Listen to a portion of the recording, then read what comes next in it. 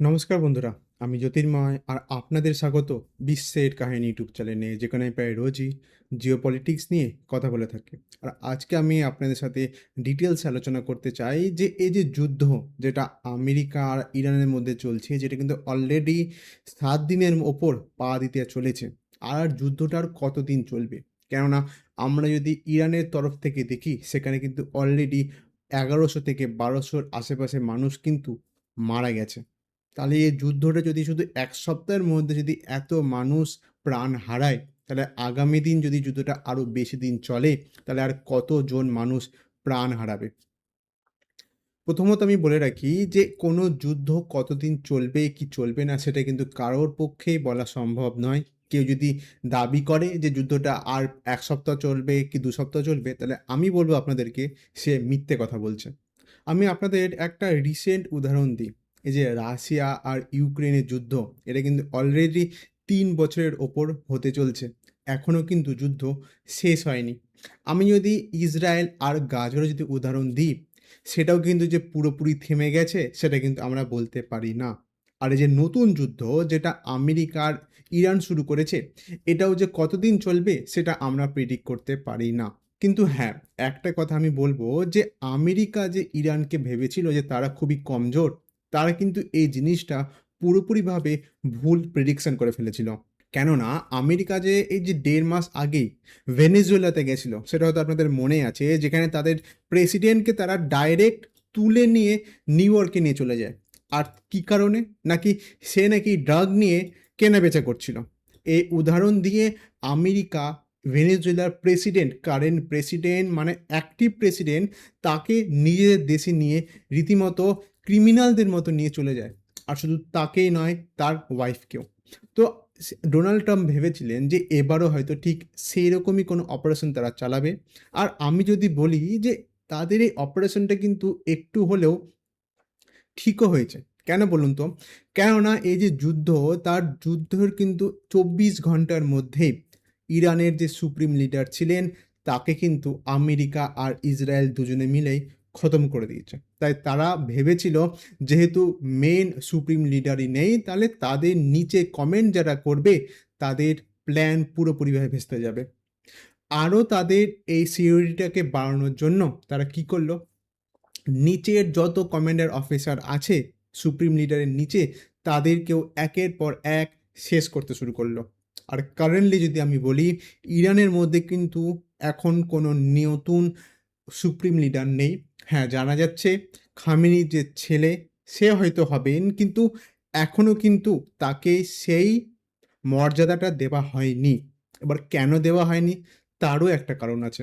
আমি আপনাদেরকে আগের ভিডিওতেই বলেছিলাম যে আমেরিকা মানে ডোনাল্ড ট্রাম্প স্পষ্ট এটা জানিয়ে দিয়েছে যে যদি খামেনির ছেলে যদি সুপ্রিম লিডার হিসাবে নিযুক্ত হন, তাহলে আমেরিকা তাকেও খতম করে দেবে। আর এই কারণেই হয়তো ইরান তাদের যে নতুন লিডার মানে সুপ্রিম লিডার, তাকে নিযুক্ত করার জন্য আরও বেশি টাইম স্পেন্ড করছে। কিন্তু এখন হয়তো আপনাদের মাথায় আরেকটা কোয়েশ্চেন আসতে পারে যে ইরান প্রথমের দিকে তারা এইভাবে তো অ্যাটাক আমেরিকার ওপর চালায়নি। প্রথমের দিকে যখন আমেরিকা তাদের উপর কন্টিনিউ বোমাবারি করছিল, ইরান কিন্তু সেভাবে কোনো স্টেপ ব্যাক নেয়নি। কিন্তু যুদ্ধের ঠিক ৩য় দিন থেকে আমরা দেখতে পাচ্ছি যে ইরান হুট করে ভীষণ অ্যাক্টিভ হয়ে যায় এবং ইরানের আশেপাশে যা যা দেশ আছে, যেখানে যেখানে বিশেষত আমেরিকার বেস আছে, সেখানে কিন্তু তারা কন্টিনিউ অ্যাটাক করতে শুরু করে দেয়। যেটা আমি অলরেডি আগের ভিডিওতে ভালো মতো কভার করেছি। যারা দেখেননি, আমি তাদেরকে একবার শুধু বলে দিতে চাই যে ইরানের আশেপাশে যা যা দেশ আছে, যেমন Iraq, Kuwait, state of Southee Arabia, Kuwait, এই প্রত্যেক কটা দেশে একের পর এক আমেরিকার ঘাঁটিতে ইরান অ্যাটাক করে চলেছে। কিন্তু এখন কোশ্চেন যেটা হচ্ছে যে ইরান এত পারফেক্টলি এবং এত নিখুঁতের সাথে তারা এই অ্যাটাক কীভাবে চালাচ্ছে?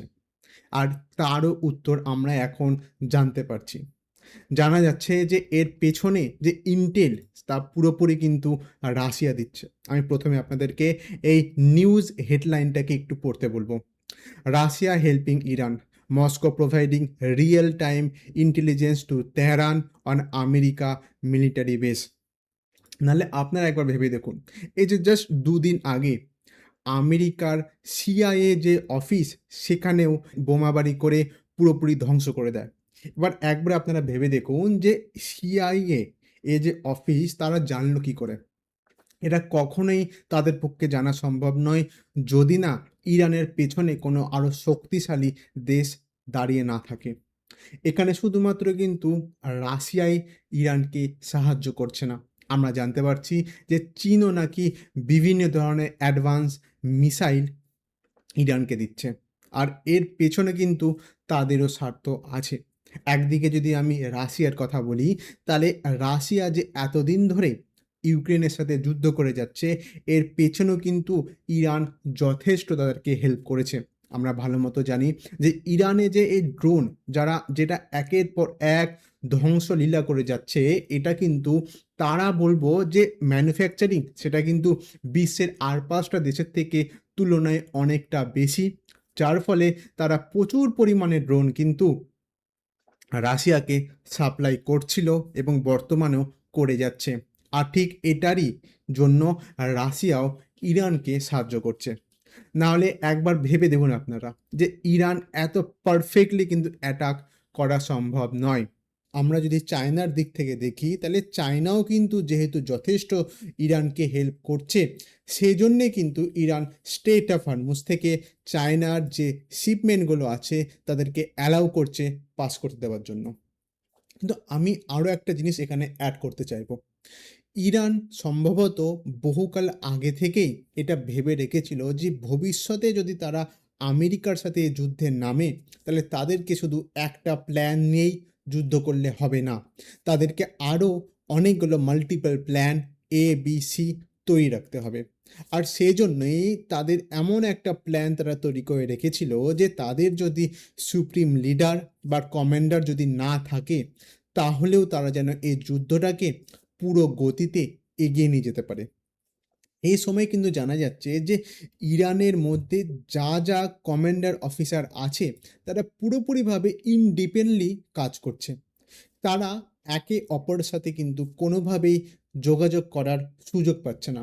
কেননা যদি তারা বাই চান্স যোগাযোগের সুযোগ করে, তাহলে কিন্তু সঙ্গে সঙ্গে ইসরায়েল জেনে যাবে, আর তারা কিন্তু সেই জায়গাতে অ্যাটাক করতে শুরু করে দেবে। আর সেই জন্যেই এই মুহূর্তে ইরানের প্রত্যেক কটা কমান্ডার লিডার ইনডিপেন্ডেন্টলি কাজ করছে। আর এটাও কিন্তু একটা বড় জিনিস, যার জন্য এই যুদ্ধটা এতদিন ধরে এগিয়ে চলেছে। কেননা কোনো জিওপলিটিক্যাল অ্যানালিস্টরা কিন্তু এটা ভাবতে পারেনি যে এতদিন ধরে ইরান তাদের নিজের দেশকে বাঁচিয়ে রাখতে পারবে আমেরিকার মতো এত বিশালদায়ী দেশের কাছ থেকে। তাই আপনারা যদি এখন আমাকে জিজ্ঞাসা করেন তাহলে এর যুদ্ধটা আর কতদিন চলবে, তাহলে আমি বলবো ইরান যেভাবে এই যুদ্ধ চালাচ্ছে, অনায়াসে আরও বেশ কয়েকদিন চলবে। কিন্তু হ্যাঁ, এর মাঝে যদি কিছু হয় সেটা আলাদা ব্যাপার।